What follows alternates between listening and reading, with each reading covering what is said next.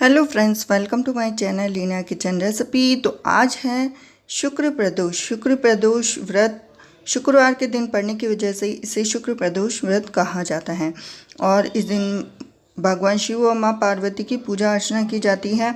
और शुक्रवार को प्रदोष व्रत रखने के कारण प्रदोष व्रत की कथा भी सुनी जाती है। तो कथा के अनुसार एक नगर में 3 मित्र रहते थे, राजकुमार, ब्राह्मण और तीसरा पुत्र हैं विवाहित थे। तीनों के तीनों विवाहित थे और पुत्र का भी विवाह हो गया था, लेकिन गोना शेष था। अब एक दिन तीनों मित्र स्त्रियों की चर्चा कर रहे थे तो ब्राह्मण कुमार ने स्त्रियों की प्रशंसा करते हुए कहा कि नारीहीन घर भूतों का डेरा होता है। धनिक पुत्र ने यह सुना तो तुरंत ही उसने अपनी पत्नी को लाने का निश्चय कर लिया। तब धनिक पुत्र के माता पिता ने समझाया कि अभी शुक्र देवता डूबे हुए हैं, ऐसे में बहु बेटियों को उनके घर से विदा कराना शुभ नहीं माना जाता। लेकिन धनिक पुत्र ने एक बात नहीं सुनी, ससुराल पहुंच गया। अब ससुराल में भी उसे मनाने की कोशिश की गई, लेकिन वो जिद पर अड़ा रहा। कन्या के माता पिता को उनकी विदाई करनी पड़ी। तो विदाई के बाद पति पत्नी शहर से निकले ही थे कि बैलगाड़ी का पहिया निकल गया। बैल की टांग टूट गई और दोनों को चोट लगी, लेकिन फिर भी वो चलते रहे।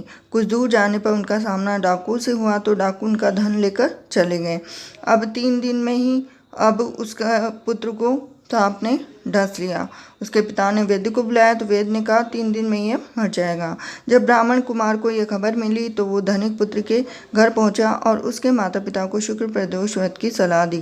कहा कि इसे पत्नी सहित वापस ससुराल भेज दें। और धनिक ने ब्राह्मण कुमार की बात मानी और ससुराल पहुंच गया, जहाँ उसकी हालत ठीक होती गई। यानी शुक्र प्रदोष की महिमा से सभी घोर कष्ट दूर हो गए। तो कहानी अधूरी है तो पूरी करना, पूरी है तो इसका मान रखना।